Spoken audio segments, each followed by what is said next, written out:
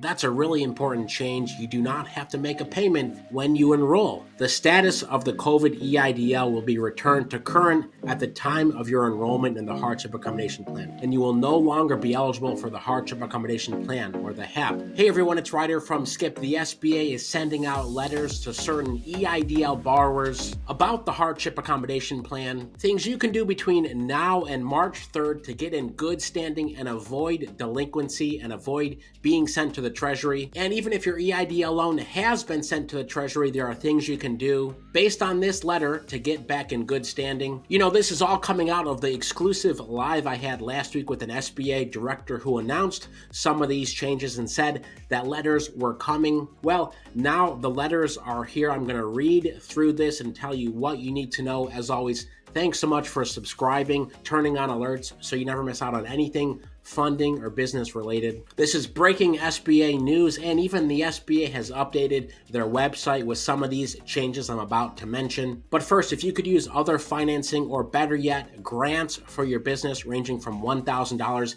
$20,000, $60,000 grants. These are all available on the Skip dashboard. Go check them out, including a few due in the next few days, like our February $1,000 grants. Plus, we have two other $10,000 grants now open you can apply for in minutes. On the Skip dashboard, there are millions of dollars in grants available now. Or if you don't want grants, but you want lines of credits or loans, there's also new funding partners. Just click search financing right here and track all your funding, all your grants in one place, just like you've been doing for years with the EIDL loan. Let me read the letter here and tell you what it potentially means for you. This is from the CESC COVID EIDL Servicing Shared Mailbox. It's COVID EIDL Servicing at SBA.gov. Make sure it is an SBA.gov email address. Dear borrower, you are eligible to enroll in the Hardship Accommodation Plan, or HAP is what they've dubbed it, and make reduced payments to bring your loan current and avoid further collection efforts. This flexibility is geared toward helping you repay your loan and avoid the serious consequences of defaulting on government debt. You can sign up for the Hardship Accommodation Plan on the My SBA portal at lending.sba.gov. It goes on. Enrollment in the HAP will not require a good faith payment at the time of the enrollment. That's a really important change. You do not have to make a payment when you enroll. The SBA just wants you to enroll. They want you to avoid delinquency or other consequence that you might face if you get behind on EIDL payments. The status of the COVID EIDL will be returned to current at the time of your enrollment in the Hardship Accommodation Plan. Let me read that again. If you are behind, if you are delinquent, if you've been sent to Treasury, if you are delinquent for 120 days, you're sent to Treasury. As long as you haven't exceeded 180 days delinquent, you may get this email. If you're 180 days or more behind, you would have gone into what's called Treasury cross-servicing and would need to contact the Treasury directly to work things out. That part isn't as clear. The SBA director who was on last week gave clear instructions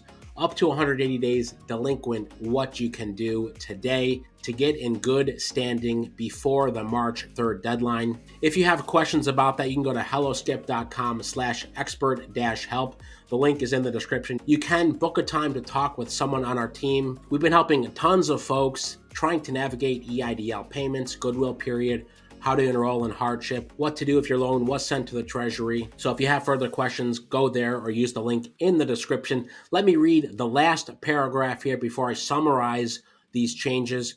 If a payment is not made by the next due date, which is shown in the system as within the next calendar month based on the note date, the status will be returned to delinquency and you will no longer be eligible for the Hardship Accommodation Plan, or the HAP. Basically, this means action required. If you want to avoid delinquency, go log in at lending.sba.gov and enroll in the HAP, aka Hardship Accommodation Plan. After the loan is returned to delinquency, the last sentence here, the loan will be referred to Treasury for collection. This letter is from, again, the COVID EIDL Servicing Center. It's what Alex said they would be doing this week to get the message out to as many people as possible. In terms of how many people this affects, it's unclear whether it's in the tens of thousands or hundreds of thousands of borrowers, but we do know delinquency rates has been high. So this is the best opportunity yet to get back in good standing, get on a payment plan that could be as low as 10% of your monthly payments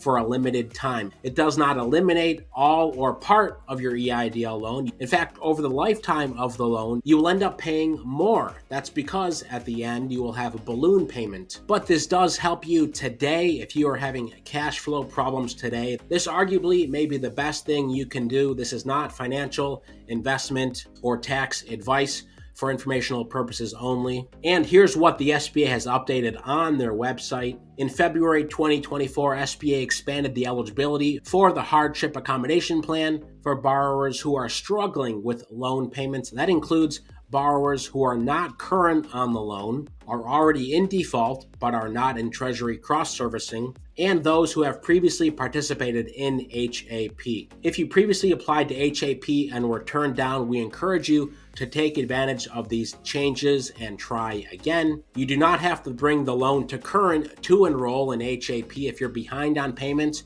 you do not need to make a lump sum payment to enroll in HAP. If you do not make HAP payments, your loan will re-enter default and resume the path to Treasury referral. Let me know if this affects you in the comments. Like this video so others see it. Really important to help a large percentage of these 4 million borrowers who took these loans avoid default and delinquency and the consequences that come as a result of that. Meanwhile, if you need grants, free money, or other financing, go see what's been updated on the Skip dashboard, including $10,000 grants due very soon. And if you want to talk about this, helloskip.com/expert-help. Most importantly, stay well, stay healthy, and I'll see you in the next video.